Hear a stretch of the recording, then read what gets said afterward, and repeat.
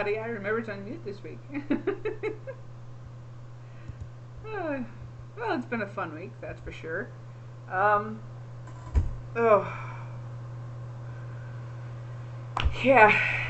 Again, another episode of me getting personal. This time it's not entirely about the pregnancy, but this week's rant is definitely going to be something that's a bit more hitting at the heart than others. Even if you take out the pair bomb episodes, this is going a little deeper than that. As most of you know, I am pregnant. You can get JP here, right next to me. I am pregnant. I am approaching the 9th month as we get to just about the 2nd week of this month, which would be 8th month. So, things are progressing quite quickly. We are still scrambling around getting things that we need for the room. I'm doing well, Danrex, thank you.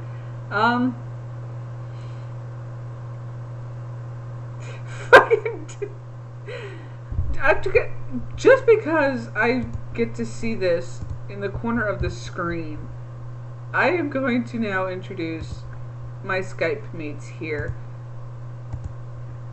Got Johnny choking poor Bijou. I'm not choking her, but she's being fucking nuts! And of course we have Bobbit with us as well.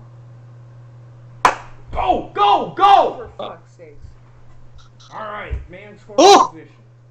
Dude! Go, go, go, go, go! They're both watching the Brewer Rockies game, so. Or for those of you beer enthusiasts out there, the Miller Coors game. Attaboy, Yelich. Yeah! Before we get into your deep and personal and very serious issue, can I just say what a fucking nut job this dog is? I don't think people realize just how fucking lunatic this dog is. You just about said jog. Yeah. I'm like, John, what the fuck? Get the fuck off! Oh, why he didn't swing at that, I do not know.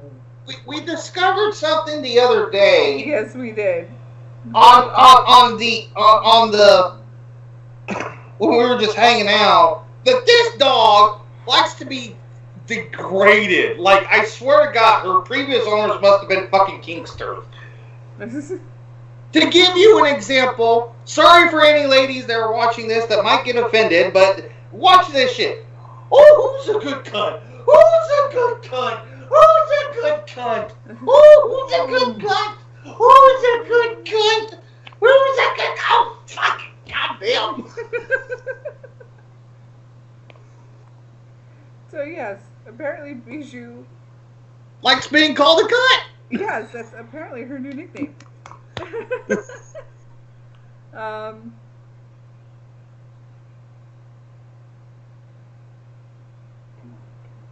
With that being said, it's time now, I think. Because, again, with the whole fuck up with Skype, which I'll save that rant for after the rant about my family here. We are getting closer and closer to our due date over here, and it's getting down to the crunch time. We have some clothing, we have some diapers, we have some bare essentials for the baby, but there's a lot of stuff that we still need for the room. My family all knows, and as my aunt so delicately put it last time her and I spoke, it's, oh, I have to find out through Facebook? Get in line, fucking bitch. I told my dad personally. He's the only person I fucking need to tell on a one-to-one person basis. The rest of you can find out through Facebook. So, there was that. But now, there's also the fact that, yes, all of the family knows nobody's stepping forward to help out in any way. I know my dad can't do anything because he's in transition back in New York, so he has no money, no free money to do anything. Understandable. But I literally have 15 to 20 cousins who are adults, are working, very well named jobs, and can afford to fucking send a bag of diapers. Or buy a $5 pair of socks for the kid.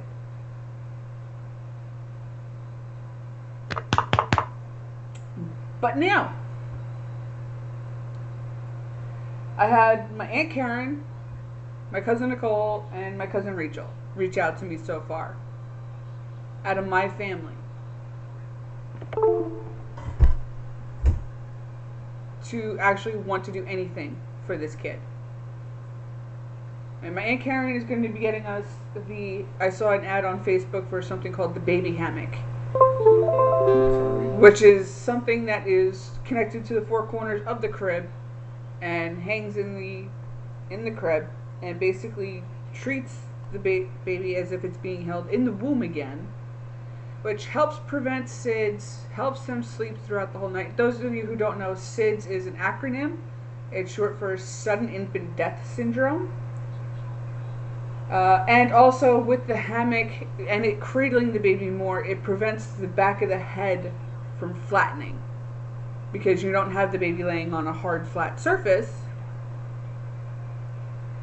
So,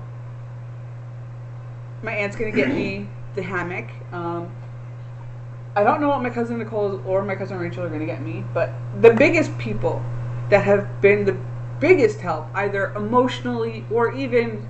They were the first ones to fucking send us something for this baby as soon as they found out. And that's Ken and Shannon over at the Foul Mouth Network. They sent us the very first onesie, which she's going to be coming home from the hospital, and that's guaranteed. It was a gray onesie that on the front of it just said Future Foul Mouth, which, given the two of us with our mouths, guaranteed. But Shannon reached out to me the other day and asked me what we needed.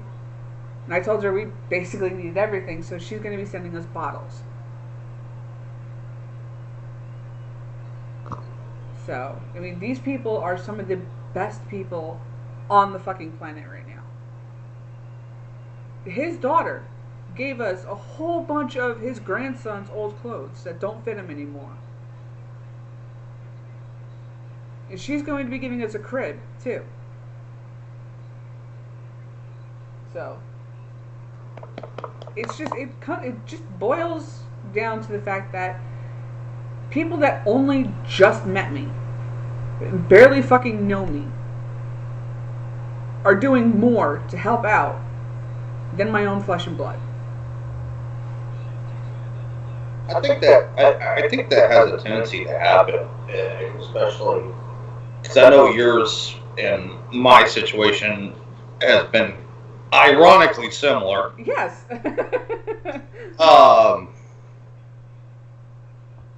You know, I have found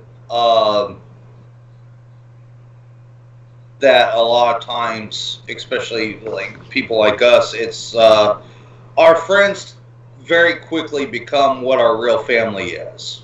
Yeah. And you know, I'm not disparaging any. Like my mother, me and my mom are very, very close. Mm-hmm. And most of the people on my mom's side, we have a very, very close relationship. But you know, like they live very far away. Like in order, like for me to go see my granddad, who has Alzheimer's, it's a 5-hour drive for me. Right. To go see. I know, like some people have to go, you know, literally thousands of miles to go see their family. But you know, it does suck when you're out by your, you know, doing it on your own. I mean, and you feel like you don't have that help. I'm right there with you. Yeah. I have a cousin as close as Utah. Right now. Well, Utah's even farther than New York. Okay, but I also have an aunt in Texas.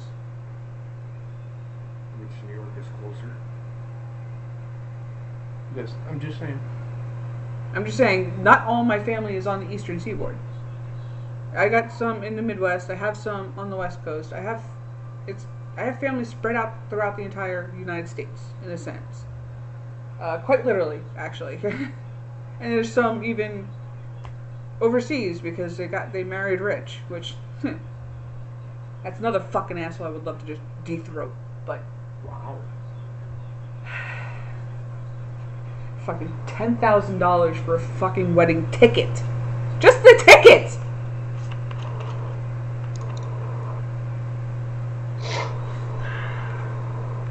But it's come down to pretty much, I feel like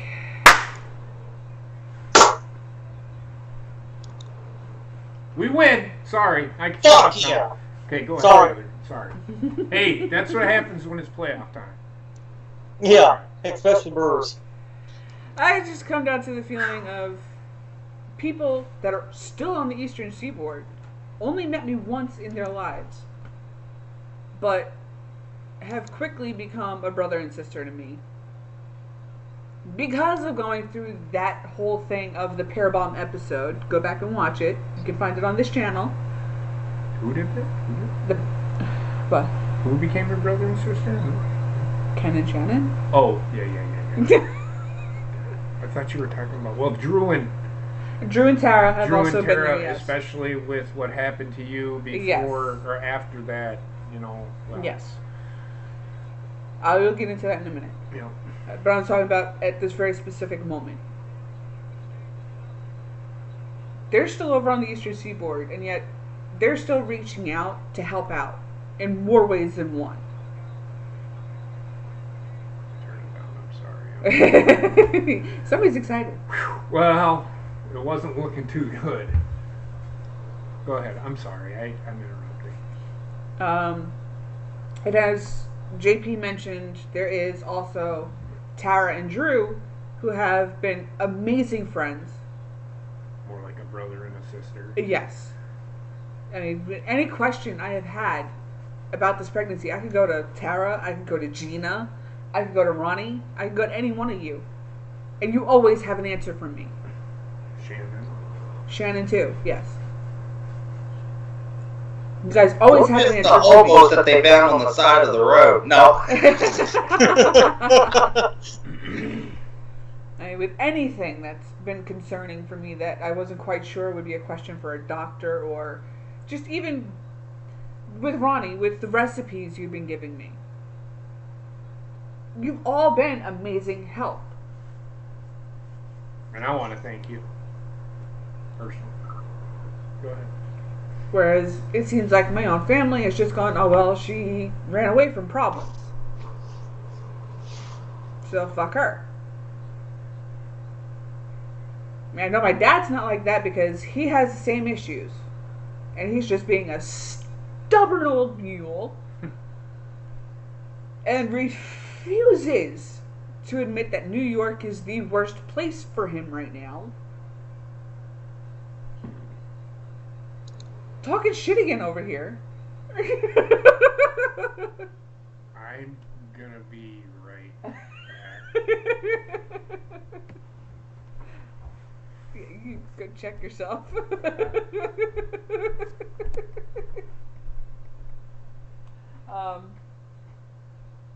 But There's a devil poopy in my underwear!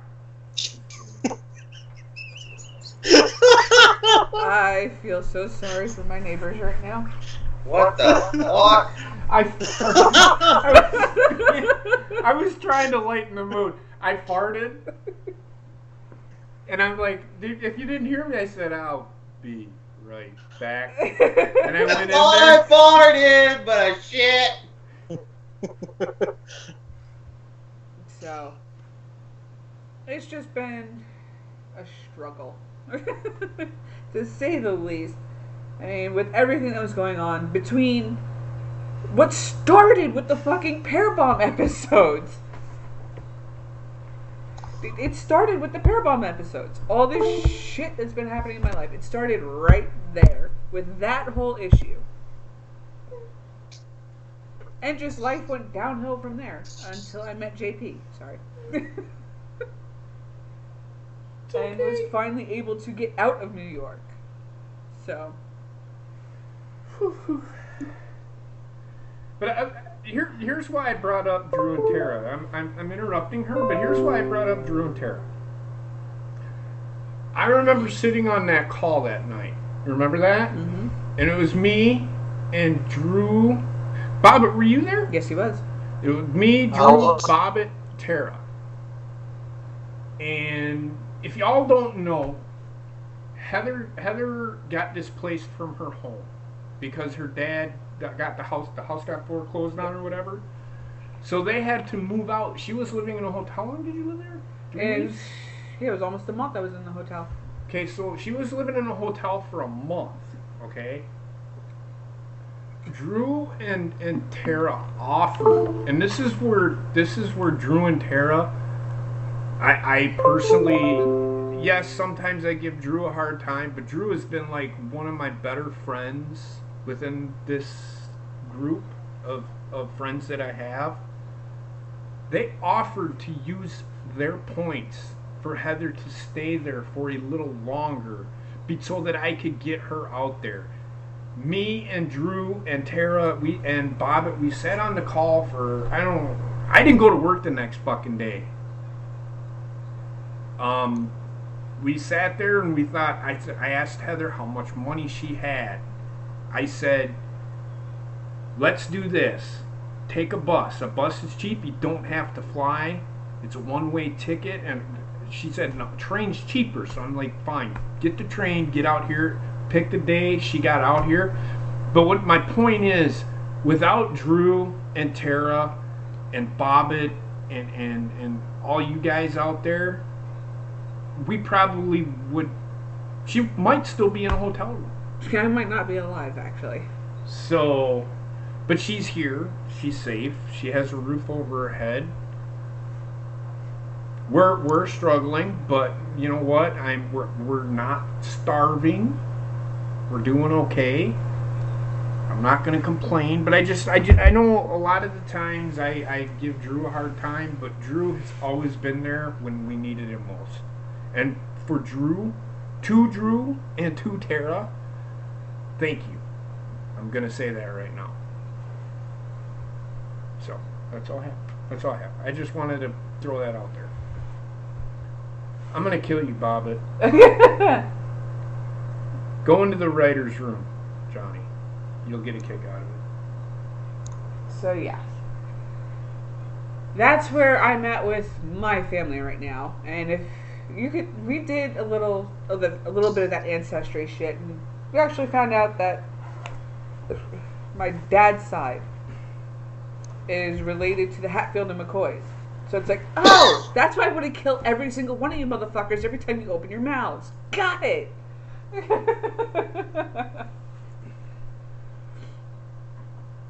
But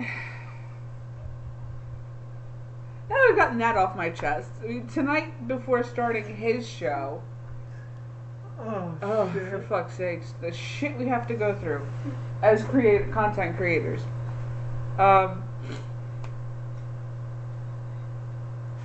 As most of you know, Skype has had an update. What most of you don't know is XSplit has also had an update. Well, I am now having an issue getting Skype to actually show up within XSplit.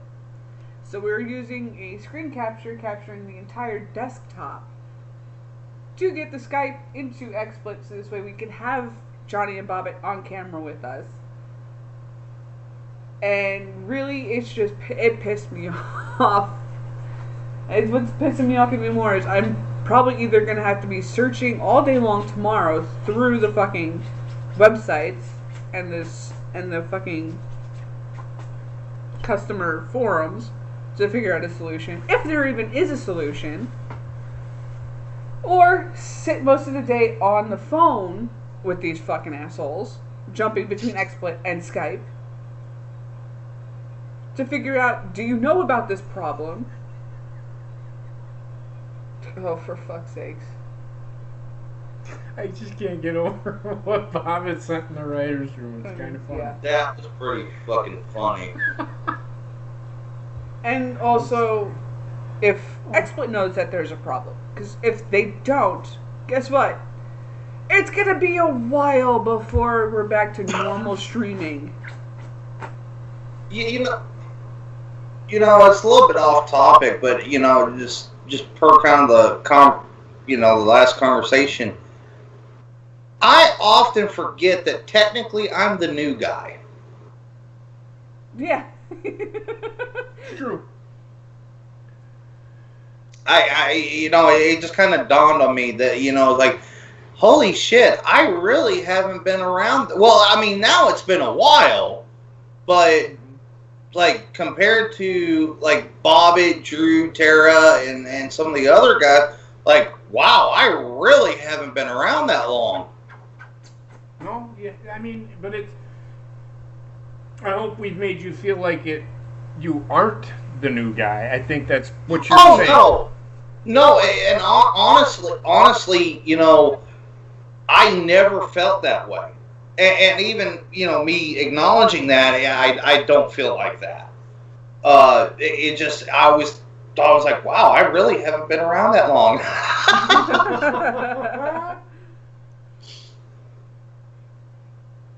Yeah. I think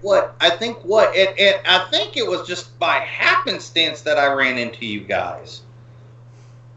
It was, and I can't remember who it was, but somebody suggested you to me because you were...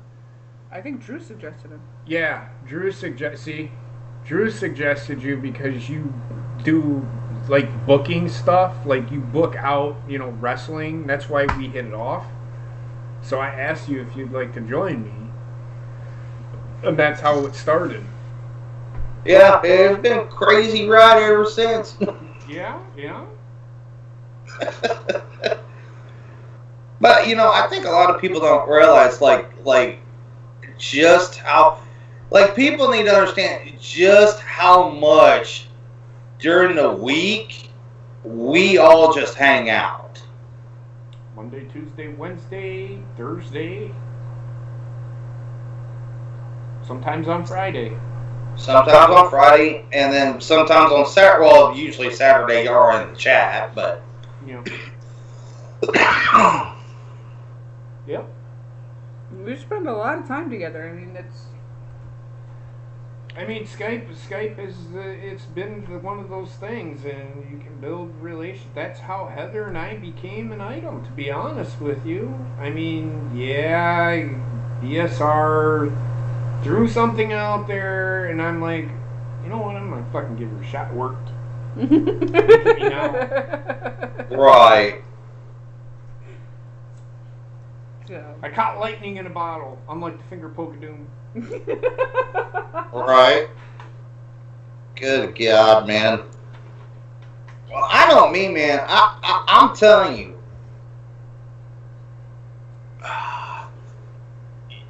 You guys know me. I usually don't get all, even with you guys. I don't really, and it's not anything against me, but I don't really get it a lot into what goes on with me personally. Right. And which we never push. So. Good God Almighty, this week has been just fucking insane for you. It's been so mentally taxing. Yeah. Like, literally the only thing that's kept me going this week from not having a fucking massive explosion is just I get a good laugh every fucking time. Yeah. I mean, I don't know if I ever told you guys the story, and I don't think I've ever shared this with anybody. Not in this community. Right. But, there's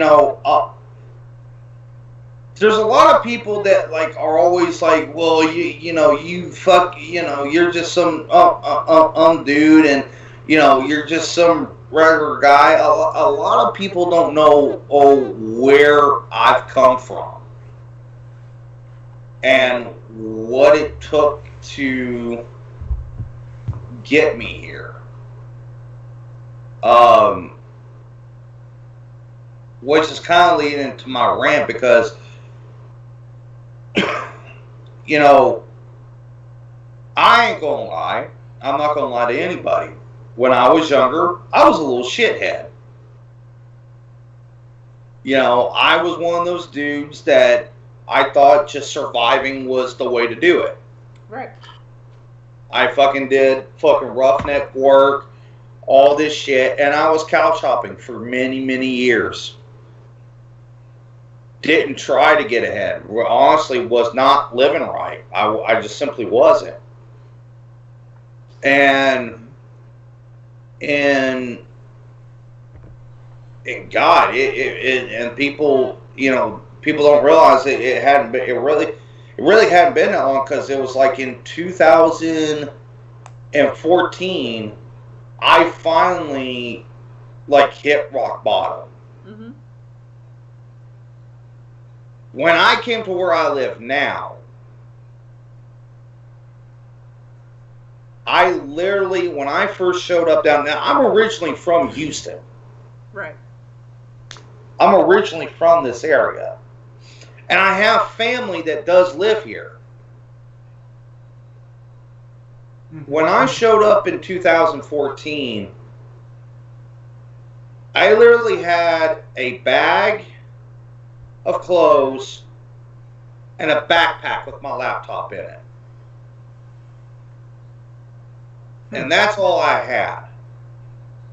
That's basically how I showed up with JP. It's pretty much when she showed up with 2 bags and that was it. So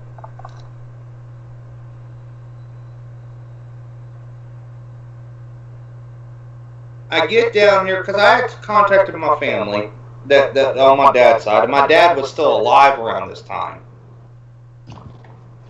And I said I don't want any and I don't know what happened, just something clicked that I knew I couldn't keep doing what I was doing. Right. And I wasn't on drugs or anything like that. I mean, I was many, many years ago, but I mean, I've been clean for 7 years now. And I get down here, my family puts me up in this fucking shitty ass fucking camper. But it was a roof. Right. Started working little odd jobs here and there. Just enough to where I could buy me a vehicle off of my dad. Right. Fucking thing, he had it where he couldn't drive it because he was a bad alcoholic. He had a fucking breathalyzer on there. For 2 fucking years, I had to drive this fucking SUV with a goddamn breathalyzer. Because it took forever to get that shit off. Right. right. Needless to say, the reason why I don't really go around this family is because they're the kind that if they're not controlling you, or if you're not doing what they want, you're dead to them. Mm-hmm. Sounds very similar to some of my family members. Yeah, that's makes no sense. A lot of people don't fucking know. I've gotten into, me and my old man, we got into knockdown fucking dragouts. When he get drunk, he'd fucking, there was at least a couple occasions where he tried to severely hurt me. Mm-hmm. And almost putting his ass in the hospital a couple times.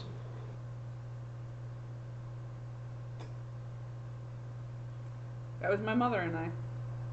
To cut that a little short, because there's some stuff I just can't get into.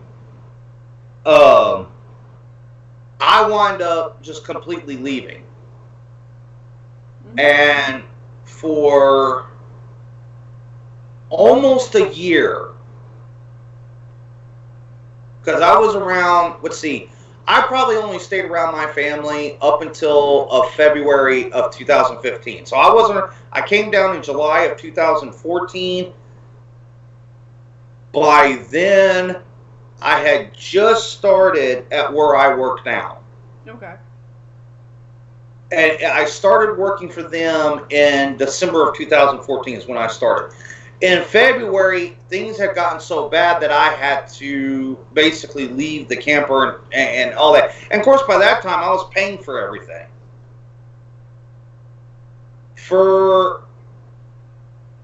From February till about, I want to say October of 2015, I was either... Actually, it was quite a bit longer than that. I want to say it was until September of 2016. I was either renting a room out, or I was sleeping in my car. I was essentially homeless for over a year.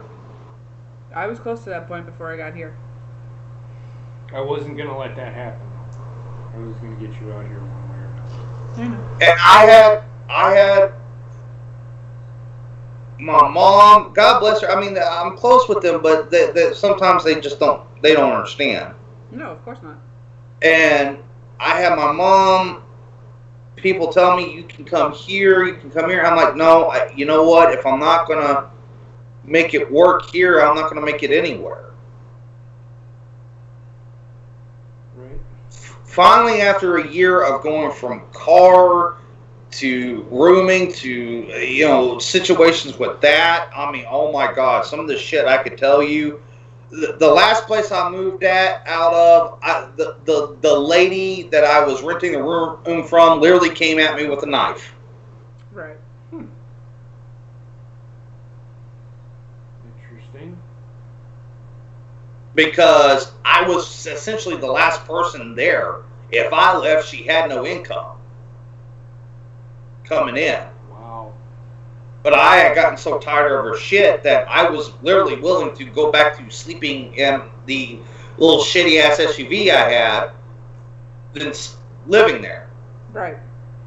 Luckily that didn't last long. And through all this, my dad passed away, which that presented a whole another issue in itself. In fact, it's only been about 3 years since he's passed. Right.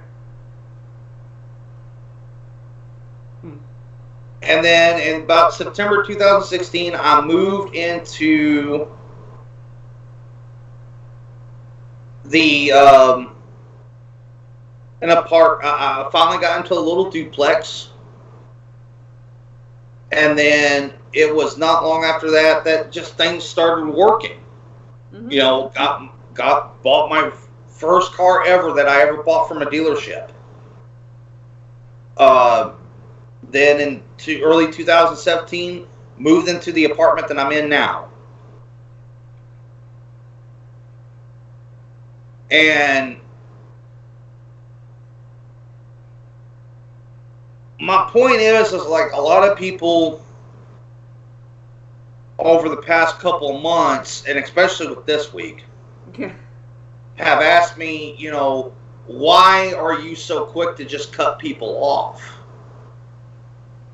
And my thing is I'm not quick to cut people off, but I'm quick to cut out bullshit.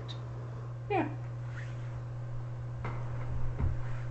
I can understand that.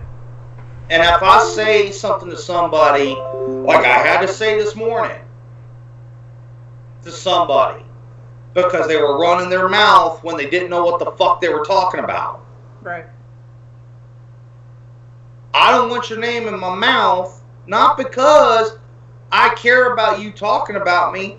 It's because I ain't got time for your bullshit. I don't have time to deal with you.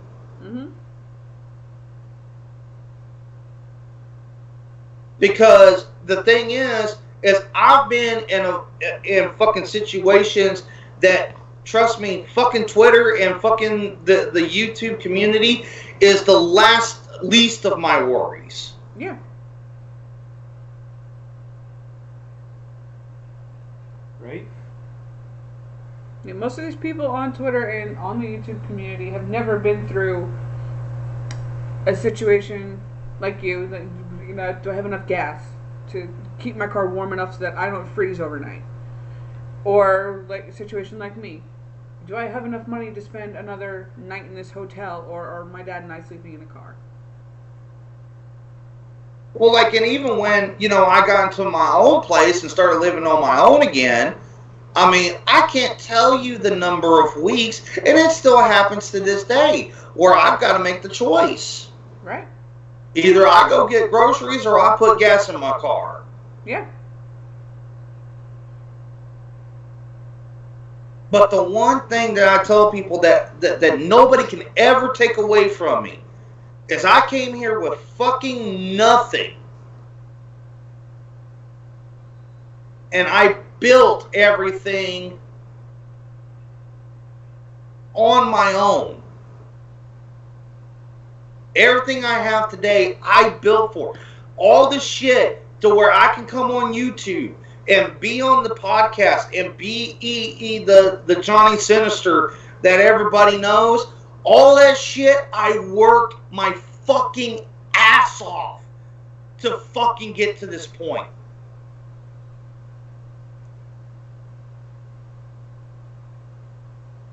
And it just, like, this week has been real tough because it's like, you fuckers that come at me with your fucking bullshit, and you want to fucking come at me over some stupid ass shit, whether it's you think I did something, or you think I'm connected to somebody, or I unfollowed you because I didn't like what you had to say. I'm sorry if you're fucking hurt, but you know what? Until you've been where I've been, I don't give a fuck about your feelings.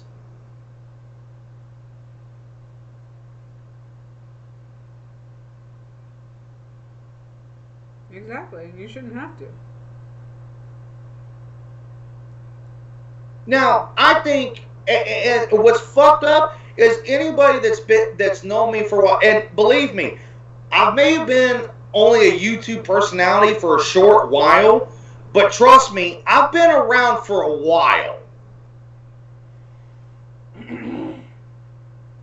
I probably started coming on to, especially this community, I've probably been around for over a year. Okay. Probably about the time that I joined up with you guys, I'd already been in the community for about a year. Mm-hmm.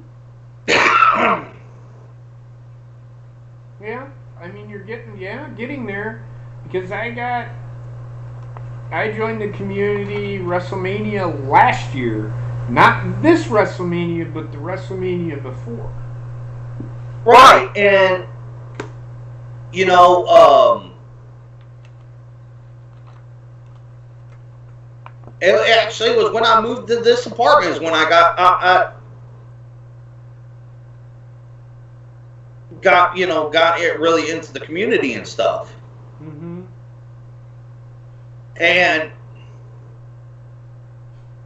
And people just sit there, well, that, you know, it's kind of fucked up that you're like that. And I'm like, what do you want me to say? Right. What do you want me to say? I'm like, I don't understand what is so important when I'm sitting here just trying to fucking get by and make a living and make a life for myself, and you're worried about what shit. Mm-hmm. And you're worried about shit that I supposedly did, or you're worried about what I think?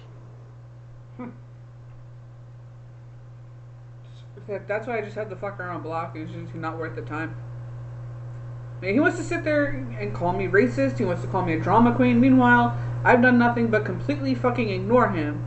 And his name's still synonymous with mine somehow. Because apparently he can't stop talking about me. Meanwhile, I haven't said a fucking word about him. But yet, I'm the drama queen. I'm the one who's pregnant and hormonal, but yet he's the one who's more irrational.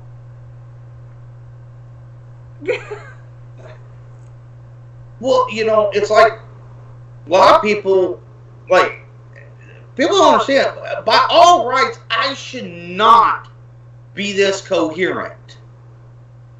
Right. I shouldn't be. The shit that I've gone through just in the past 4 years, we're not even talking about what happened even before then. Right. Of the shit that I've been through growing up. And I know everybody's been through shit, and there's some people that have had it way worse than I have had it. Mm-hmm. Of course. But by all rights, I should be in a fucking mental hospital.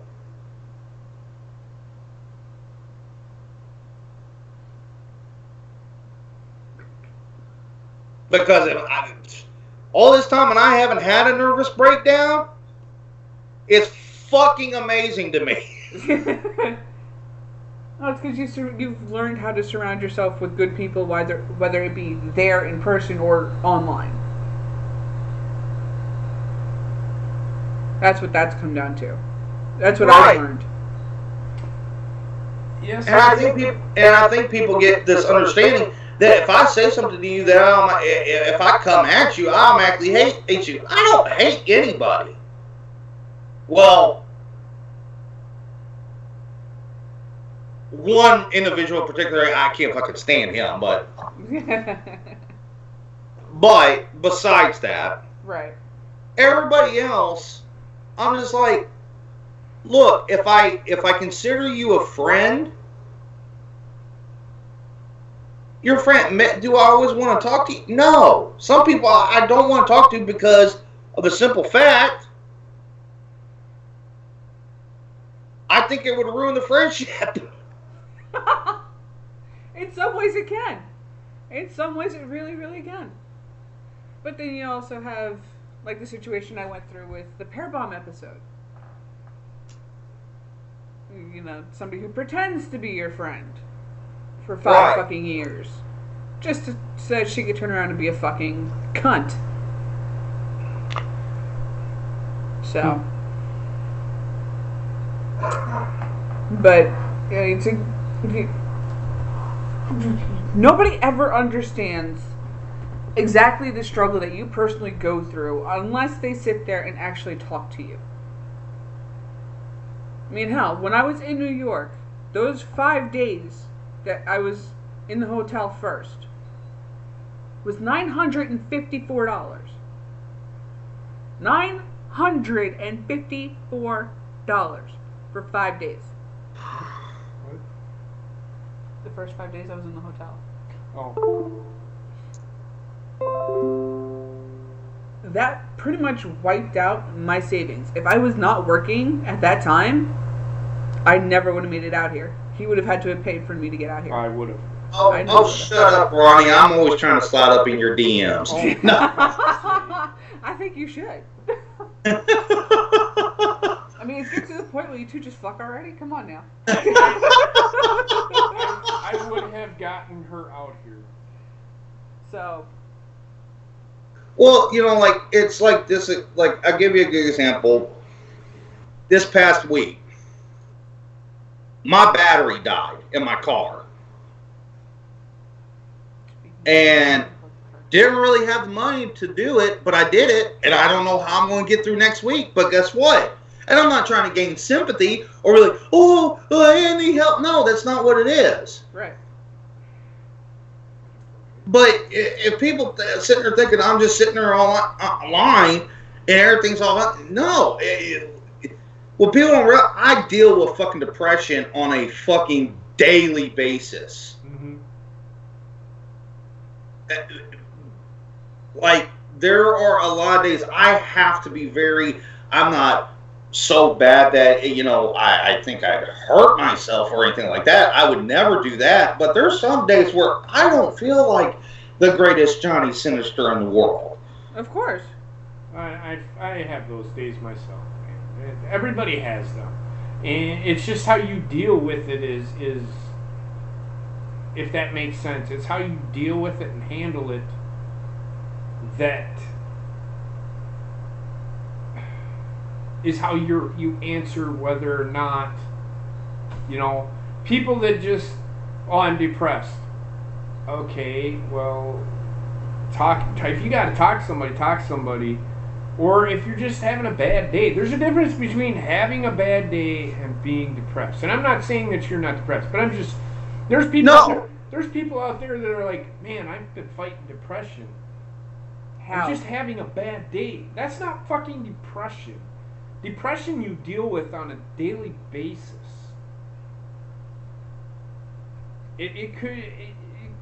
Like for me, I've battled depression for a while. I still, every now and then I do. Like my grandfather, one of my best friends, is coming up on the day that he died. And if you want to hear a creepy ass fucking story about the day he died, I've got a fucking story for you. Well, I tell you, my main thing right now, and I don't think anybody can ever tell you how to really, you know, everybody will tell you how to feel about this, but I don't think you could. There's not very many people that can really understand. Like when it came around to when my dad passed away, the last conversation I had with him was about 3 months before he passed. Mm-hmm. And the last words I ever said to him, and people always tell me it wasn't a bad thing to say to him, but to me, the last words I ever said to him is, I love you, you're always going to be my dad, but I can't fucking stand you, and I think you're the biggest piece of shit in the world. Right. My literal last words is I called him a piece of shit. Okay. And not a day goes by. And why I tell people don't ever leave anything unsettled on your end at least. Right. Because for me, I know people tell me I shouldn't do that, I shouldn't feel this way, but there's not a day that goes by that I don't wake up just at least some point during the day, sit there just telling myself, I wish I could have had just one more conversation. I mean, I got lucky with my mom because last things I said to her was Merry Christmas and I love you. However, she died the day after, and I still chose to go to work instead of going to be with her. So I have that to deal with. Right. People, I'm going to say this because people deal with death in different ways or grieving in different ways. I'll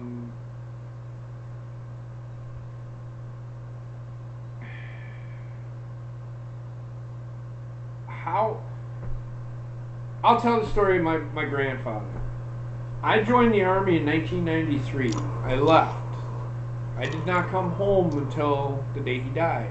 No, I did come home. I'm sorry. I came home for Christmas. I'm sorry. I did come home for Christmas.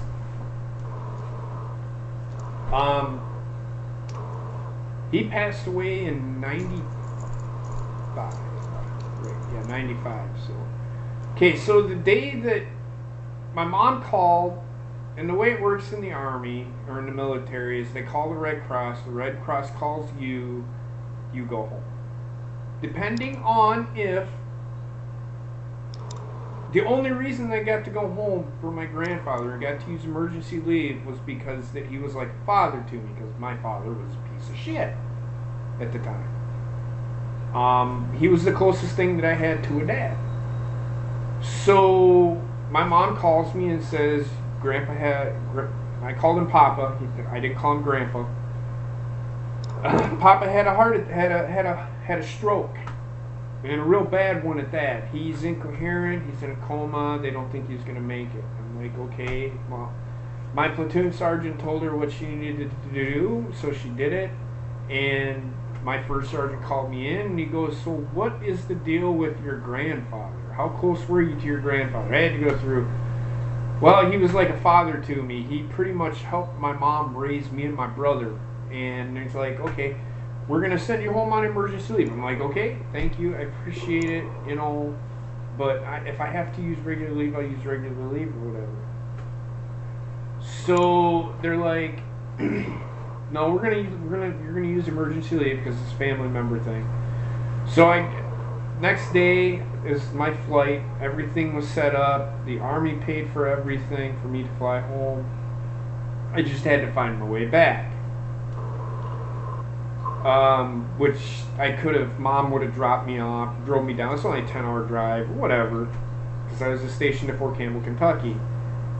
My flight left at 10:30 in the morning. As the wheels went up, and I looked at my watch, it was 10:37 when wheels came off the ground.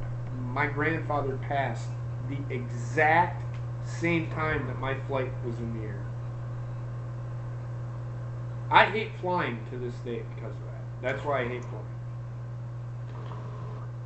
Because I'm afraid I'm going to lose somebody. So that is really creepy to me. Mm-hmm. So that's my story about my grandfather. But people deal with grieving in different ways. Like Heather just didn't want to deal. Not that she didn't want to deal with it, but her way of dealing with it was keeping herself busy and going to work. I did the same thing with my one grandfather. I was 10 at the time, and I told my mom I do not want to go up to the hospital. I want to go over with my friends and play football. So we did. My mom dropped me off at my and this is my other grandfather. My mom dropped me off at my friend's house, and we played football. That's what we did. That's how I dealt with death and grieving stuff. So, but people deal with it in different ways, and honestly, like for me, I keep myself extremely busy. Yeah. It keeps your mind. You try and escape it. However, even though once you're done keeping yourself busy, when you wind down, that's when it hits you. You know, I mean. Yeah. You're going to go through every single emotion, but immediately. It's the 5-step process. Everybody goes through it, not all in order, but you do go through it. Oh yeah, and mine is. I think I've come through it about as best as I can. Mm-hmm. And it just. Looking back on everything, it's like, good God Almighty, how in the fuck did I wind up here? Right. Yeah. How in the fuck did I manage to get this far? And, yeah,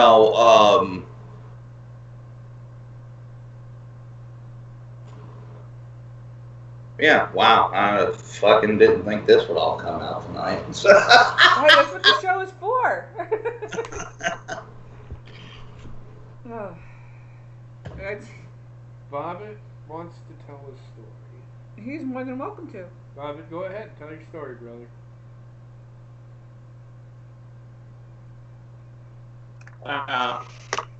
First of all, let me close my door and everything. So, Johnny, if you want to say anything else, go ahead. No.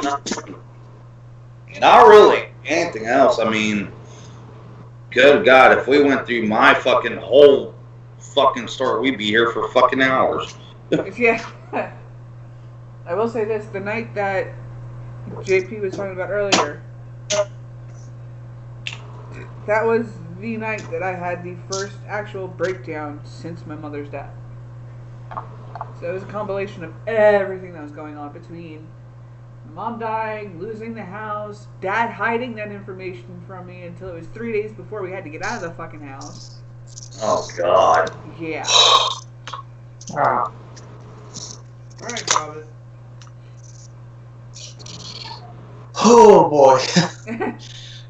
I've mentioned parts of the story to some of you guys. I'm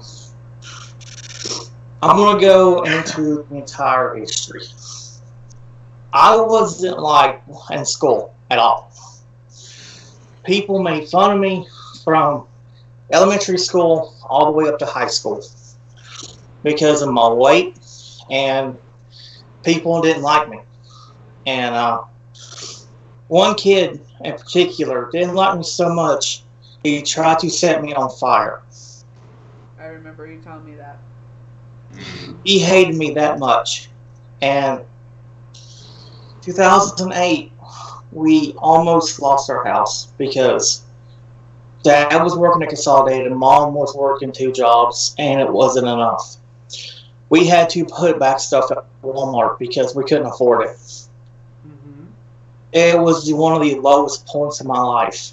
And, of course, Mom got Gatorade, and life has been good ever since until 2016. That was the darkest year of my life so far because I lost my grandmother in February, and I lost my best friend in September. All in 1 year. And I first started at McDonald's in June.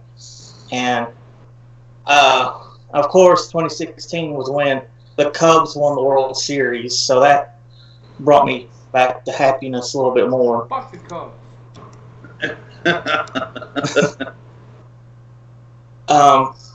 I found Joe in 2000. What was it? 17, I think. Okay. Yeah. Because I keep thinking it's 2019 for some weird reason. Oh boy! Please don't rush that. I know. So I got into this community in February, and of course that's when I met originally Deep Wells and Erotic Hippo. Yeah. And Heather knows what happened between that one. Oh, yes. Then I aligned myself with the Whale.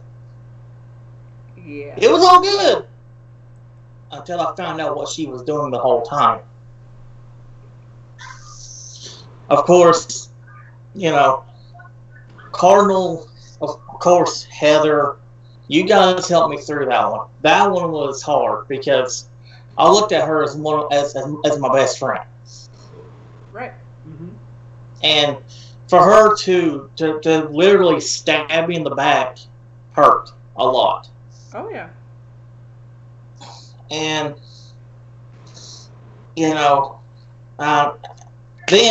I can't remember how in the hell I discovered JP. I really don't remember how. Want to see my dick? No, Sean, to you. But How in the fuck did at first, I didn't know if I was going to be on JP's show. Because at the time, you had John Wills and I think Merge. And And, I was just in the chat, just chatting it up. And, see, and here's just the one thing I left out. I suffered from depression, and I get really shy around new people because of the years of bullying that I suffered. In school, it fucked me up mentally. Mm-hmm. And, of course, Heather, Ken, and all of them helped me get through the shyness.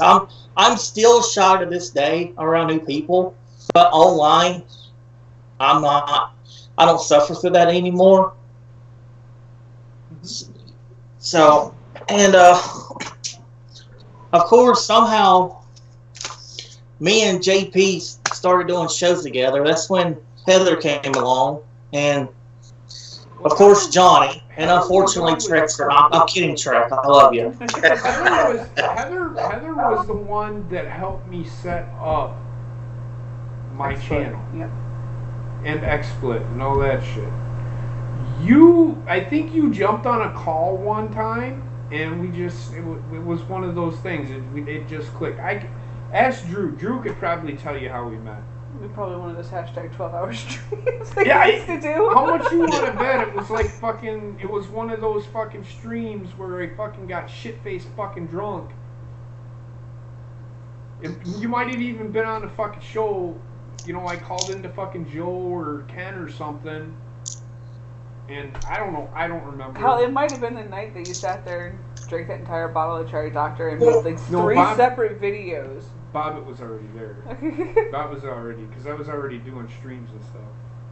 Well, like, you know, what I found kind of funny is just, you know, how the five of us, including Vulcan anal pincher, is just how, you know, I'm amazed how close we've all gotten in just the short amount of time. I mean, because a lot of people don't know, like, especially behind the scenes, but, like, I want to say, like, maybe the first couple of months, I didn't really hang around after the shows ended. Right. Right. I really didn't. And I want to say it was, to be perfectly honest, Bobbitt was the first person I opened up to. Realistically. Because I remember the very next day, we did a show, and I came on, and I was like, Bobbitt's little bro! And it was just that one conversation with Bobbitt that really kind of kicked the relationship off with the rest of everybody. Yep. So, see, and this is what people don't understand. Bobbitt is you can sit here and say I'm being sentimental and shit. Bobbitt is the center of everything. Think about it. It's hard for me to say this. Bobbitt, I started doing, I remember how we met, Bobbitt. I remember how we fucking met. How? Drew said that you do fucking thumbnails, and I said, I DM'd you and said, because we were going to start doing fucking wrestling memories. I DM'd you, and we started talking, and we just fucking hit it off. Yep. Ever since then, we've been really close. Oh, yeah, well, I didn't think that I was the first one.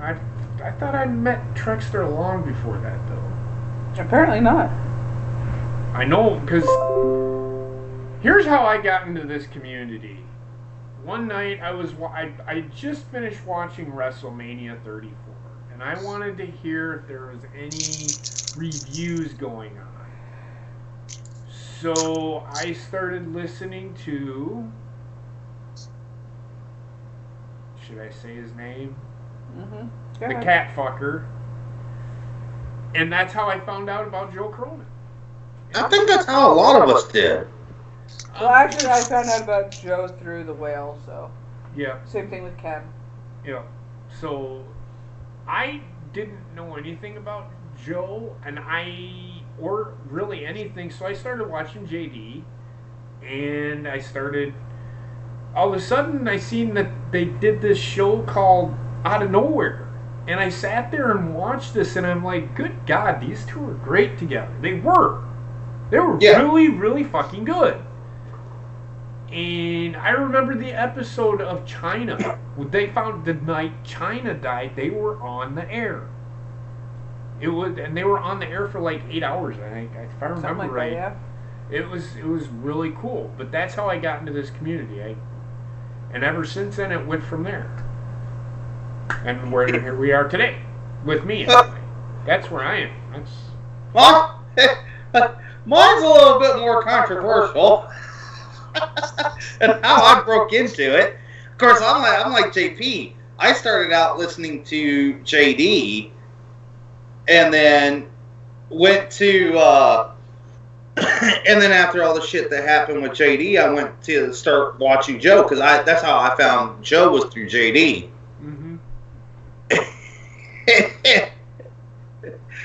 Somehow, and I called in a few times, just, spouting, but I really didn't, get involved, in any of the other shows. I mainly stuck to the wrestling shows. Uh-huh. And then that one monetized this. When I fucking triggered Tommy to no fucking end. Yes. You became famous overnight.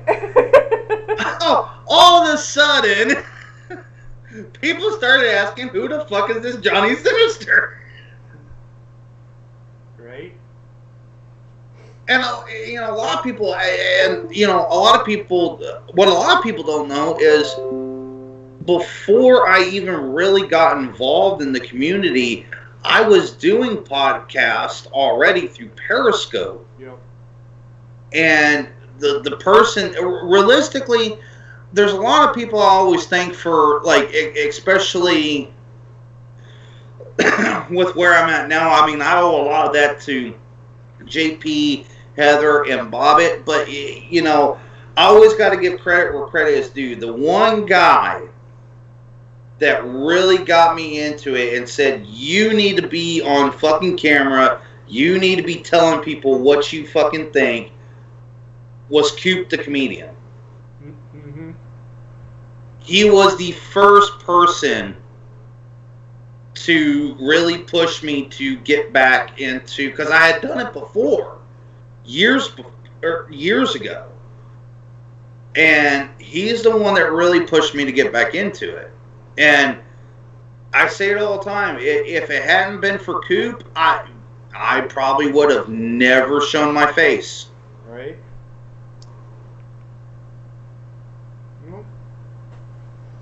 Yep, it's weird how, and I know we kind of going through how we met and all this shit, but or how we came to be or whatever, but it's one of those things that Heather talks about family, and that's, what the fuck is going on here, you son of a bitch? Come on, you cunt. Apparently our TV decided to fast forward. No, I hit the button. But yeah, you sit here and you talk about family, or she started talking about family. Me and my family, we were very close. I can tell my mom anything. My mom's honestly my best friend. I tell my mom fucking anything.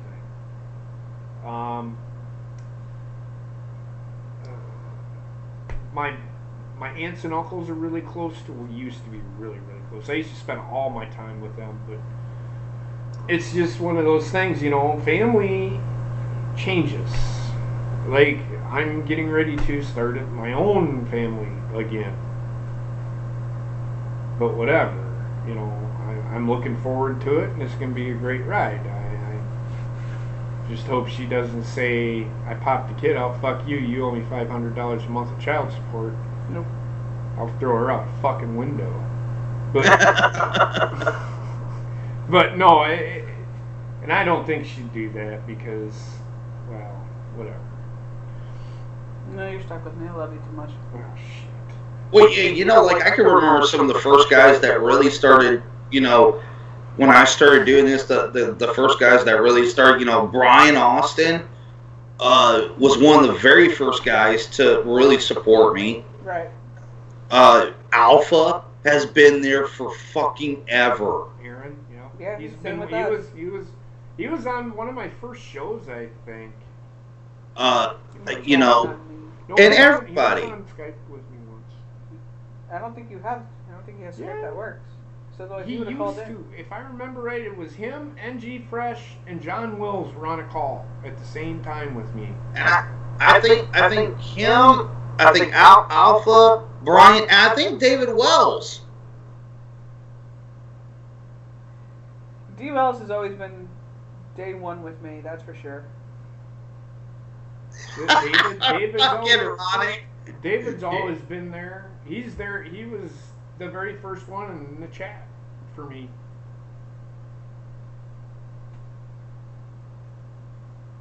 You threw the beer at the TV?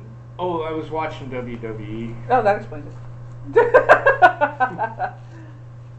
It was a decision. I can't remember what it was. It was a decision that they made. I flipped my coffee once. I forgot that I had coffee in it. Fucking, even though the coffee fucking stayed on the wall. Yeah, I flipped my coffee at the fucking TV.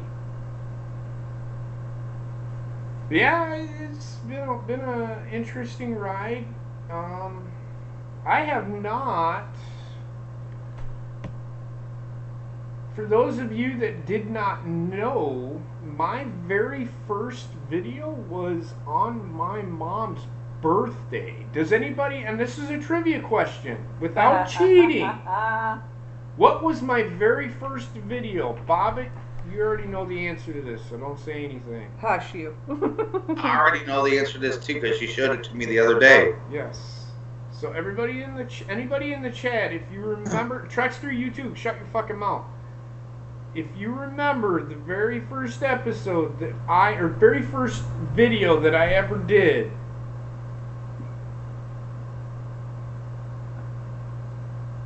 D. Wells might know what it is. Aaron might know what it is. Little side note, I'm not gonna lie, because Ronnie was talking about how we all thought he was a male. Yeah. At first, I'm like, that threw me for a fucking loop. Yes.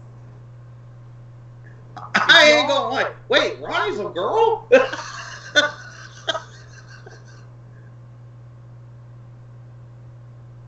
Okay, no, that is not. That's the second video. It's a 9-second video.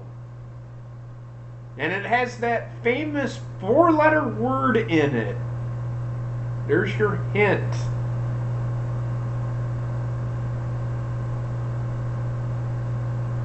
If you want another hit, Bijou loves being called that. There you go. And I say it all the time. As do I. Mm-hmm. And twice on Sundays, especially if the Packers suck.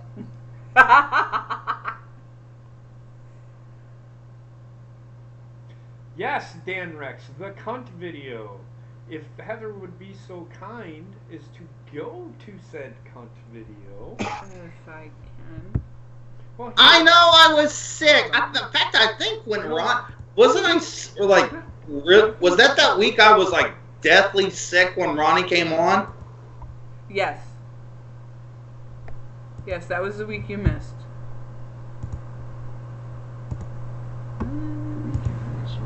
The week Johnny missed.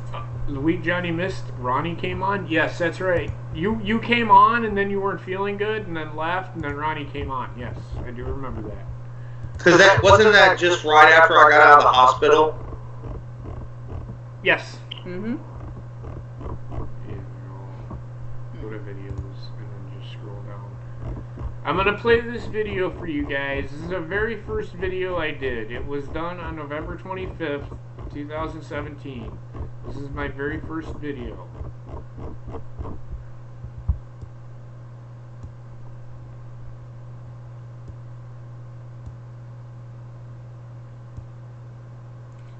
There's a whole shit ton to get through.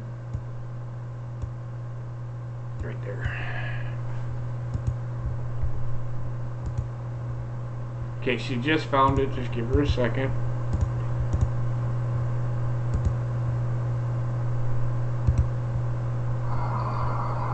Hey everyone, just thought I'd throw out there that Kevin Dunn is a cunt. Have a good day. So play it again, Heather. If you Hey everyone, just thought I'd throw out there that Kevin Dunn is a cunt. could. There you go. Have a good day. That was my very first video. The Kevin Dunn is a cunt.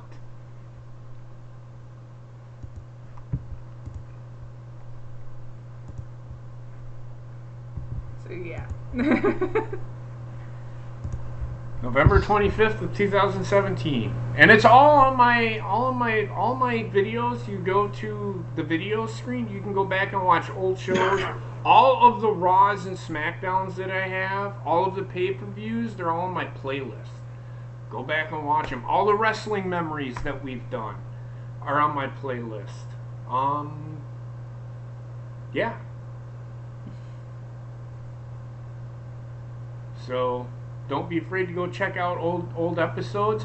For those that remember, what was my show called before it was called The Cold Bone Show? I know it. I'm not going to say it. Do you know what it is? Grumpy bastard. Nope. You're close. Wow, I was just guessing. No, you're not even close, dude. Yeah, I'll let the tent know it.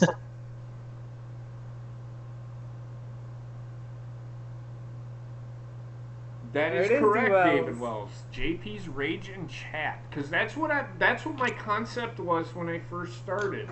It was about raging on what fucking WWE does wrong while I'm watching the show. And I'm gonna say this now. The one person that said you should do it is Shell. If y'all remember Shell, I still think of her as a dear friend. I don't know what's going on with that, or what she's doing. She's doing fine as far as I know. She has never done me wrong, and I've never done her wrong. I don't know what she's done to everybody else, but that's between you and her. She's never done anything to me. So, but I just want to, JP's Rage and Chat.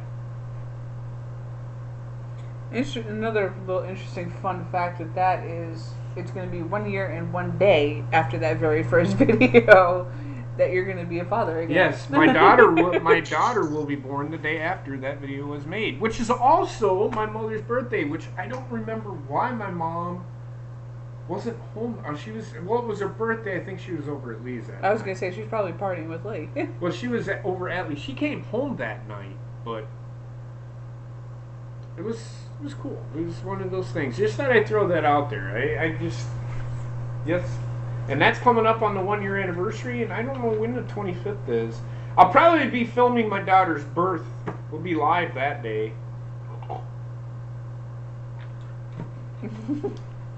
We'll see, though.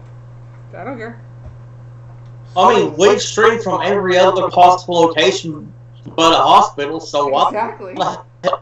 I've met.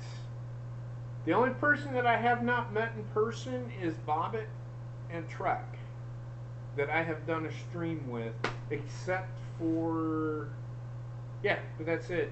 And merch. And Merge. But I will get down to see Bobbit soon. I've met Johnny in person. As you can see, I've met Heather in person. I've met Drew in person. I would hope you've met me in person, dear God. Did I ever tell you what JP said when we met? Nope. He goes, I thought you'd be bigger. Yeah. Well, you know what? We met Brian Himmelfarb. Nope, there's another person I've met in person. And we met him at the Harley Davidson Museum to have lunch before going to the Brewers game. I sat there, I was like, there he is. There's no fucking way that's him. It's too short. He is. He's fucking short as shit. Heather's almost taller than he is. But Brian's a good guy. He's one of those guys. He's to me, he's always been decent. We were supposed to meet Gina at one time, but her son ended up getting really sick, so she couldn't come and see us. But plus, it was a snowstorm. it was really bad weather that day. But she did promise to try and make it to us around the time the baby is born, before she goes down to her new digs down south. Yeah. So yeah, that's gonna Well, be cool. Dan Rex, to put it to you in a way you'll understand, I am just about 5'6.5", 5'7", around there. 5'7" or 5'8". He's really Yeah, nice. he's around there. He's not very tall. I like tower over him. If you've seen on Twitter when the Brewers won the Central Division, Brian tweeted out, Bob had tweeted out congratulations, and then we got a couple other people who said congratulations to the Brewers and whatnot. And then Brian sent out 3 pictures. Me standing up behind Heather and Himmelfarb. That's how tall Brian is. He was sitting in a chair. In a bar stool. In a bar stool. Because we were in a bar.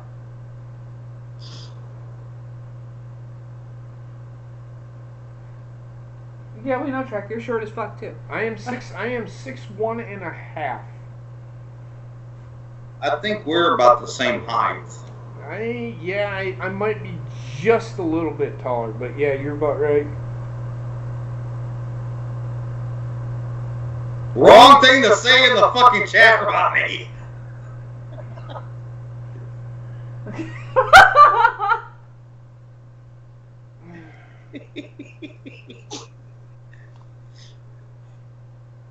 Oh no. And no, as long as you're proportionate, you're fine. Yeah, so if your fucking head is bigger than your fucking body, get the fuck away from it. Because Tara, Drew's wife, is only 4'9", 5 foot even, around there, and Yeah, but she's proportionate, and he's not afraid of her. Not afraid of her. In fact, one of the streams we did, one of the Raging Inc. shows we did down at their home, lovely home. The night of the cookie sheet incident. Yes, the night of the cookie sheet. She did mention that she was proportionate. She's so fucking adorable. I love her. Yeah, Tara's good shit.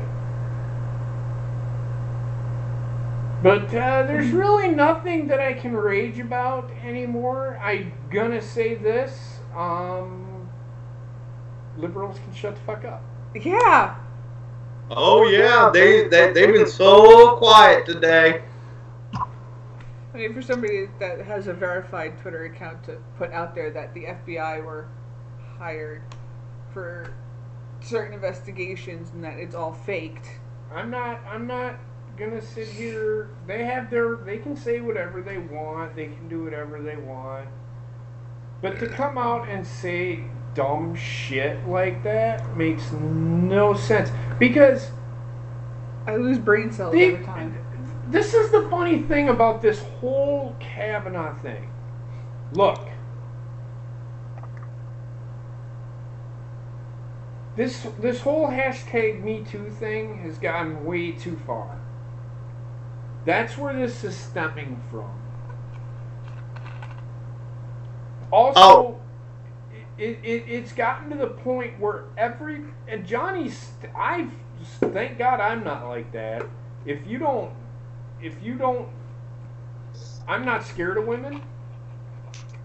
But I can understand why. What Johnny's right in what he says, that women, the liberal side of things is making it so that guys have to walk on fucking eggshells around women. Oh, in all honesty, with all this shit, I'm scared to date. That's what I'm getting at. It's one of those things, and I get it. And I'm not saying that all women are like that, because No, they're not. But you have to be careful what you do and what you say, or else they're going to. I'm going to put it to you like this: there is more than one form of sexual harassment. If I say the word fuck, that can be deemed sexual harassment. It can be. If you talk about it, if you say If you say penis, penis, penis, vagina, vagina, vagina, sexual harassment. What did I think of badger, badger, snake just then? I don't have know. no idea. It's people have got to understand. I'm going to tell you right now, Ronnie can probably vouch for this. When I went to school, we didn't learn about sexual harassment.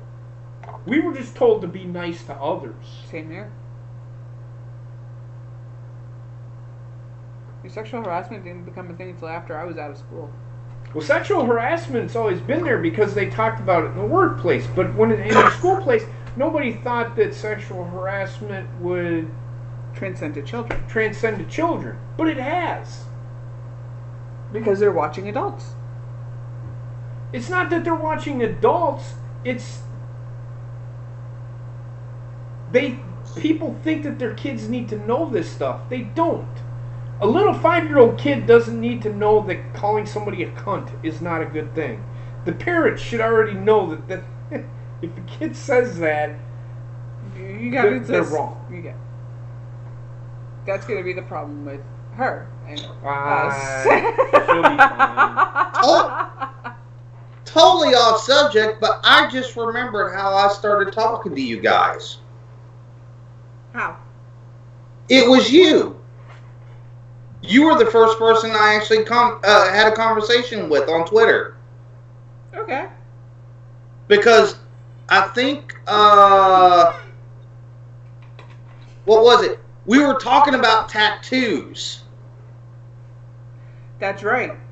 Because you were talking about getting a new tattoo, and I was saying, and hey, I've got a bunch too. What people don't realize, they don't ever see on screen, but I'm actually almost just as covered as Heather is.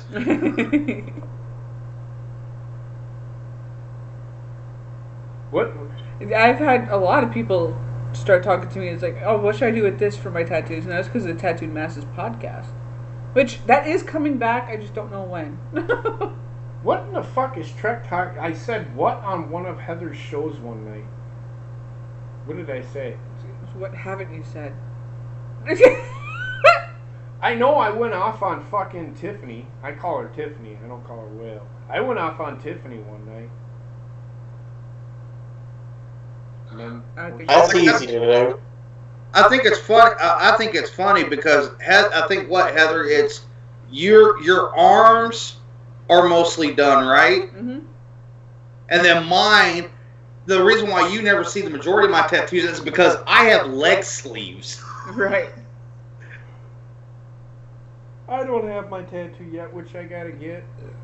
Eventually. I'm getting there. That's right. You gotta get your tattoo. We're hitting 200 subscribers. No, you can't join the fucking call. Yeah, you can go ahead and add him. Oh God. We gotta thought listen we to were this gonna be. motherfucker. Alright. We thought we were gonna be free of this motherfucker for one night, but he wants to explain to me what I said on Heather's show one night. I don't know what the fuck he's talking about. Watch it. Come here, you filthy cunt. Come here. Come here, you filthy cunt. Come here, you filthy cunt.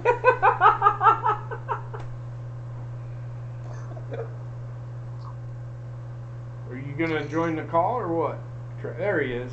All right, so What time? tell me what I said on one of Heather's calls. Okay, it was the why does retail need experience? Why does the what? It was the episode called Why Does Retail Need Experience? Oh, okay. And you were like on pain meds that night and drinking beer. Oh, Because I was watching it last week because I was laughing my ass off because that's my favorite episode that Heather's ever done. I mean, she always does great stuff, but that's my favorite. And When I couldn't Drew. No, you were talking. You were nowhere near a keyboard. You were just sitting there talking. But what did I say? That's what I don't. What did I say? I'm confused. Chauncey asked, someone was being the smartass, and they said they wanted to see your sex tape, Well, it's probably BSR. and I think it was. And then Chauncey was being funny. He was trying to be funny. He goes, "Yeah, I want to see a sex tape," and you're like, and you went off. You didn't go off, but you're like, "Okay, here it is, dick, vagina, vagina, vagina." And Drew just starts laughing, goes, repeats it, because I don't think you remembered that you said it, and you just started laughing. Okay, well, if I was fucking drunk, I was probably drunk because I drank a lot back then. Well, you were on pain meds for your back, too. It was just after I got in there and you just hurt your back. Oh, was that the night that when I was Yeah. in the chat I fucking typed because I was so fucking drugged up? Yes. Okay. That was also the night you smacked me in the face because of doing Glorious from Bobby Roots.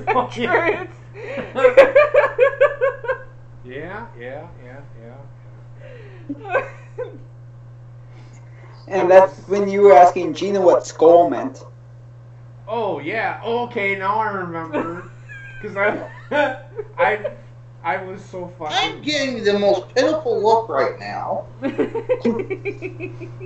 And then Drew, with being the smart ass, he said he had sexual dibs, and you were like, on who? And he goes, I don't know, that joke didn't go over on Oscar. And Bob goes, no, you don't. What do you want, you bitch? Huh? Think she wants you to call her a cunt again, Johnny. Oh no, we don't need her fucking bouncing off the fucking wall. I'm not kidding you. Okay, let me tell you what this fucking dog did right before we came on air. I was laying down. I was just taking a little bit of a break. And this little shithead crawls over my shoulder and has her head just plopped on the side of my head.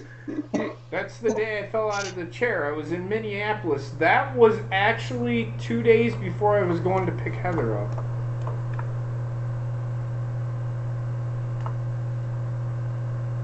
Right? Yeah. Yes. Yes. Because I remember that. Because I had to go to Minneapolis. And it's in the video. I had to go to For Minneapolis. this one, yes. But And then I picked you up 2 days later. yeah, and I was there though. Yes, it was the following Thursday is the show that Trexter's Yes. talking about. I was on the little muscle relaxer pills. Oh, it's really funny though, Ronnie, if you actually like squeeze her really hard, her little grunts sound like farts. Yeah, well, I think we've gotten our rage out for the evening, and now we're just exchanging silly stories. Reminiscing. We were reminiscing, and there's nothing wrong. Wow! There's nothing wrong with reminiscing about. I'm going to get it out of Italy. Because every now and then, Dan Rex, I go back and watch that episode, and the funny thing to me is on that particular moment, the donation that you guys see on Derailed does not even come close to telling the whole fucking story. It does not encompass the entire picture at The all. funniest thing about the whole damn thing is Bobbit And Cody. and Cody are sitting there, and I'm trying to. Do you remember this, Bobbit? I'm trying to get. The internet sucks so bad. I'm trying to hit the play button, and it plays and then it stops, and it plays and then it stops. It plays and then it stops. I'm yelling vehemently, and that's when I go, when I hit the play button, you fucking play. And Bobbit's like looking, he's like, oh shit, he is pissed off today. And then it fucking starts playing, and Cody is sitting there with the fucking dumbfounded look on his face, like, oh my god. And then he falls. And Oh my god. That was so fucking hilarious. I think we all died that night. I fall, and fucking Bobbit and Cody, both of them are just sitting there, and I didn't know it, but the reaction is so great. All you see is all of a sudden you see Bobbit go, oh, fuck. he said, fuck it, I'm laughing, I don't care. And Cody's like trying to keep a straight face because Cody is afraid of me. He's afraid I'm going to yell at him. He's sitting there, he's like, oh shit. So you know Cody's laughing. And Heather, what's even funnier is Heather goes, are you okay? I go, no, I'm not okay. Does it look like I'm okay? I went the fuck off, and I felt bad for yelling at her, but yeah. But the funniest thing was Bobbitt and Cody. That's what the funny part was. I remember Ronnie brought up a good one.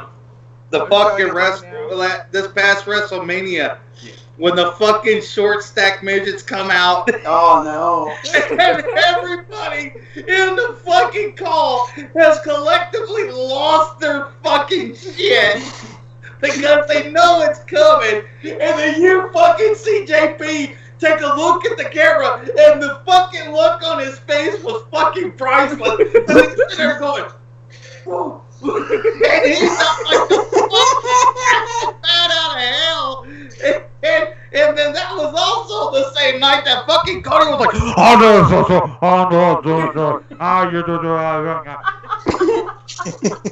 Cody's the one that said, hey, JP, don't look at the TV screen. So I look at the TV screen and the fucking midgets are up.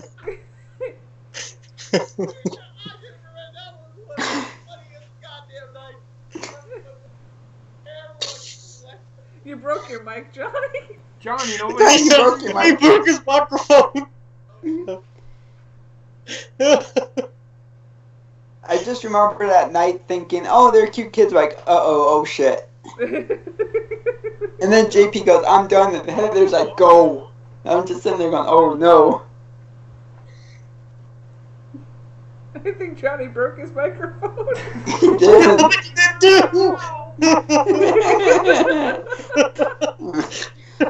no, can you hear me? Barely. A little bit. But we can. The tattooed mistress, remember one night during Money in the Bank review when Bobby Roode came out right when the lights went out? Oh, Bobbitt did his pose and it was fucking right in fucking sync with everything. It was so fucking great. I remember that. When we go back and when we go through the 1 year, I'm probably going to stream that night. I just have to see what night it is. I believe it's a Sunday. I'm going to do a show and we're just going to reminisce about fucking shit. Your funniest moments on fucking the Cold Bone show. And I'll see if I can pull if I can. I'm gonna sit there and play around with Phil Moore and see if I can cut out. See if she can cut out some of the funniest moments from the show. Some of the most intense moments from the show. The Money in the Bank. Oh my god. The Money in the Bank. Poor Johnny. He's so low. It's the greatest night ever. The argument. I leave. I come back. Johnny's not there. Heather's like fucking yelling at the top of her fucking lungs. Johnny leaves the call. I come back. I'm like, what the fuck is going on? I just wanted to get my point across. I did, but Johnny left the call, and I'm like, where the fuck did Johnny go? Oh, he went off. You have to go back and watch it, and then he comes back, and but yeah, Heather said she'll play around with some stuff, and we'll go through some of the great moments from Cold Bone Show over the last year. I think that'll be fun for the anniversary show. We'll just every once in a while we'll talk about some of the funniest moments. We'll figure out what moment would be the best moment to open the show with. I think we should open it with your very first video. The cunt video? Okay. Yeah. We'll do that then. We still can't hear you. We can't hear you at all now, dude. Johnny blew out the microphone. he imitated Cody and broke his shit.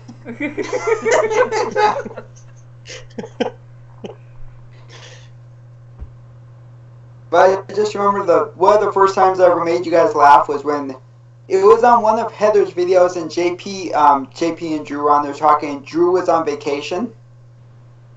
Right. And this was right after the end zone news had broken, so I was like, this is either gonna go really well in the chat or JP's gonna be like, fuck you. So it was like, I put in the chat, I'm like, Drew should go up and do a end zone pressure for a cactus and bomb it to the first. He goes, "Oh my God, Trek!" And everybody starts laughing. Well, we got something going on. We got something going on. Say Yeah. something, Johnny. Can you hear me now? Can you hear me now? There we go. God damn it! I blame you, Cody.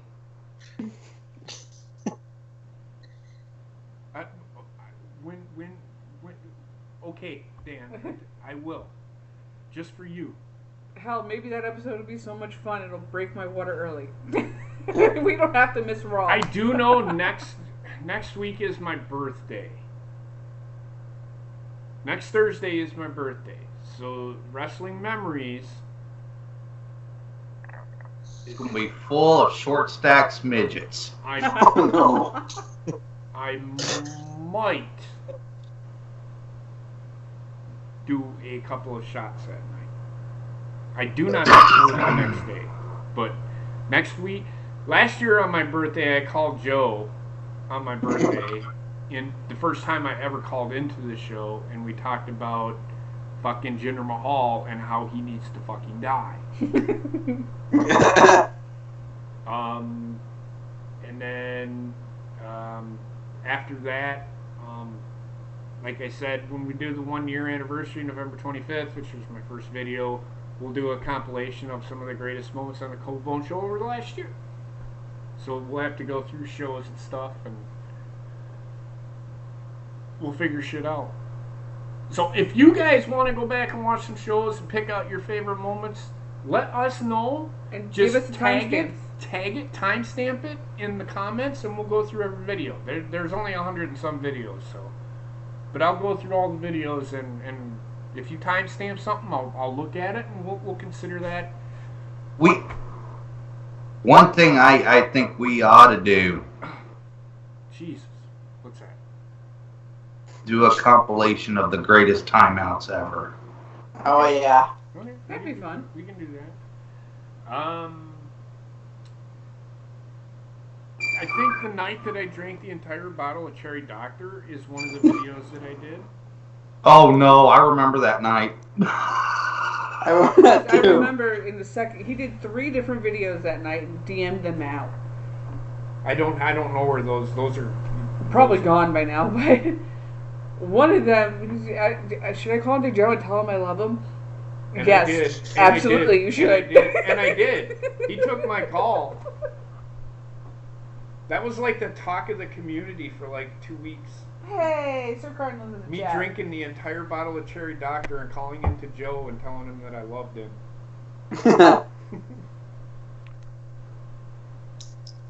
We were just talking The about ones- what to do with JP's 1 year anniversary there, Sir Cardinal.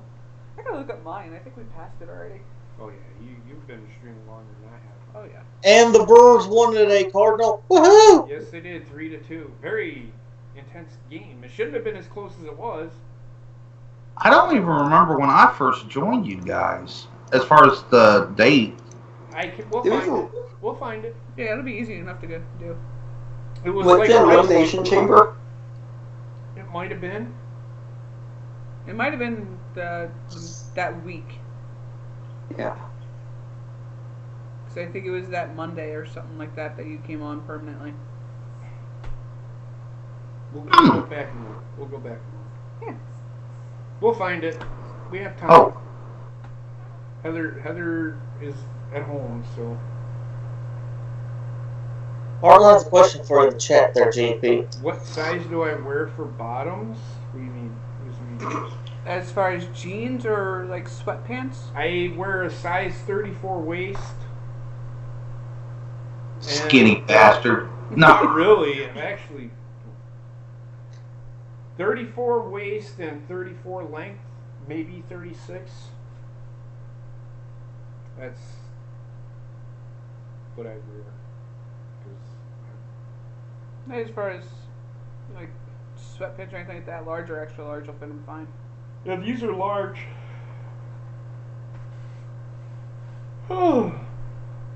I'm afraid to ask why. I'm not. Why?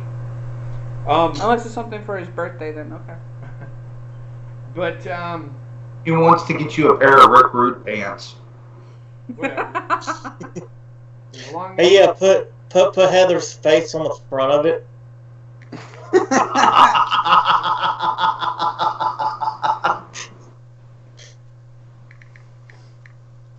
Right? Do you mind? No, I don't. So Did you see what Ronnie put? I would pole dance for your birthday, but you would only see the top of my head on screen. Why? I don't get it. She's so short. Oh, come on now. Like I said, as long as you're proportionate, I'm good.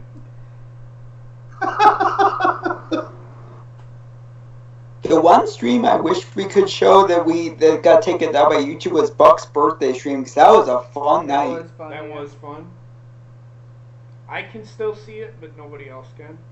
I wish we could play the video of when you picked me up. But because of Metallica, we cannot. I remember that, yeah. That's all. You can go back. I think you can go back. I mean, you can't do anything with it, can you? Nope. Oh. It's just my face there. Guess where I am? Yep. That was the day I got Skype and Drew helped me set it up. Yeah, yeah. Hey, question for you, Trek. Was it free? Yeah. Was it free? Yeah, it was free. Oh!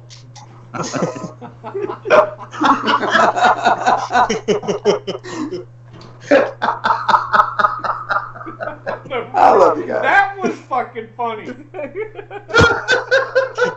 Well, that was before we got on camera, right? That's before we started the show. No.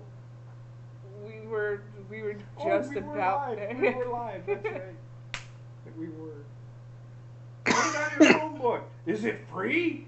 Yes. It's fucking free. I remember that. And then Coop was teasing me about it too. Or better yet, the night that we started giving him shit about the fucking Little Caesars pizza. Oh gosh. Once that happened, I think it was on a Monday Night Raw, and the whole fucking show, we just could not stop talking about him fucking making love to the fucking pizza. Because he would do this with the pizza?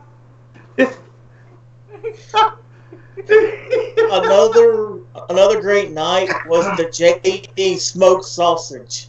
Oh, Up the street.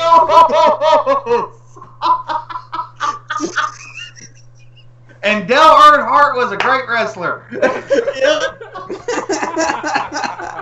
And Stone Cold was a hardcore wrestler. Oh, we got him so pissed with that one. I still like the one when he threw the beer at the TV and he just looks at the TV like, fuck. And he goes and gets the paper towels, keeps looking at the TV like shit happens. I don't remember that. You threw it was like right near the end of Raw and you got so pissed you threw the beer at the wall and it hit the wall and splashed on the TV and you're like, fuck me or something like that. And then you went to get the paper towels. You just look at the TV like, yeah, shit happens. Oh, that's one of the first streams I did. Yeah. I made a lot of noise that night. Oh, And Gator no, was just sitting there and you're like, oh shit. Alpha, it happened way more than 2 times, just not on stream. Yeah. What was that? Yeah. Gator stomping JP's balls. Oh yeah. Hell, this little fucking cunt one night got me real good in the leg.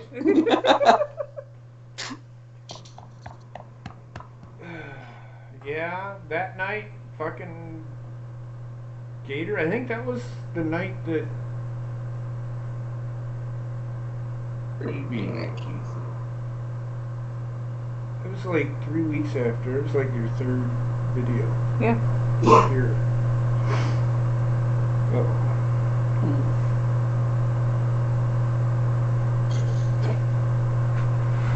trying to get fucking Heather drunk before she fucking... I mean, she's got to breastfeed, guys. She can't fucking drink right away.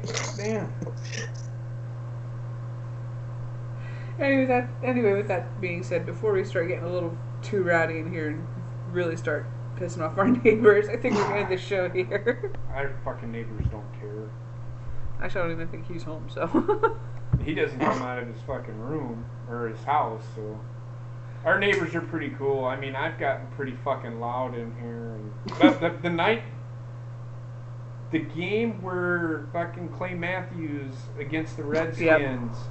I got really fucking loud and nobody came knocking on my door saying, hey, can you keep it down? Are you okay? It should be good. With that being said, I am going to stream the Packer game Sunday. Trexter, did you have to work that day? No, I got off that day. Do you want to watch the Packer game with me? Because it is Yes, against please. the Lions. It is against the Lions. It's Packers and Lions. Cool. I'm going to stream that. We are not going to stream. We gave our picks on the Wrestling Memories. We're not going to stream the Super Shit Show, but I will do my best to give you a review of the show. Because I really don't care. It's nothing but a house show to me. I'm not. None of us are really giving a crap about this pay-per-view.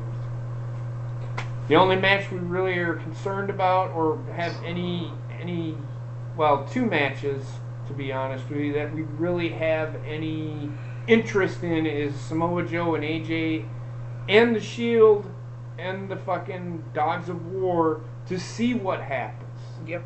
Actually, there's 3. Well, for you. For you, I could give a shit about Asuka and Naomi. Yeah. So... But that's all I wanted to say. So you'll see me, and we'll not be doing wrestling this week in wrestling tomorrow. I'm going to my niece's football game. She's cheerleading, so I will not be around Friday evening. So, I mean, we'll be home later, but we won't be streaming or anything. So, that being said, I'm going to end the stream here. You all have a great night. We'll see you next week. And, yeah. Have fun. See you later, fuckers!